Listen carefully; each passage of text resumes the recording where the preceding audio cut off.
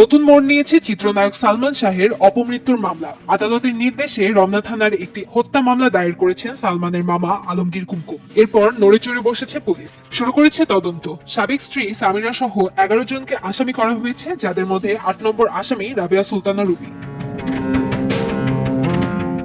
কয়েক বছর আগে ফেসবুক লাইভে বিউটিশিয়ান রুবি প্রকাশ্যে স্বীকারোক্তি দিয়েছেন তিনি সালমান শাহের প্রতিবেশী, এমনকি ঘনিষ্ঠভাবে পরিচয়ও আছে। 2017 সালে এক ভিডিওতে রুবি দাবি করেন সালমান শাহ আত্মহত্যা করেননি, তাকে খুন করা হয়েছে। ঘটনার রাতে মাফিয়া ডনের জন্য দরজা খুলে দেন রুবি। শিল্পপতি ও সাবেক চলচ্চিত্র প্রযোজক আজিজ মোহাম্মদ ভাইও সামিল হয়েছিলেন এই হত্যাকাণ্ডে বলেও দাবি করেন তিনি।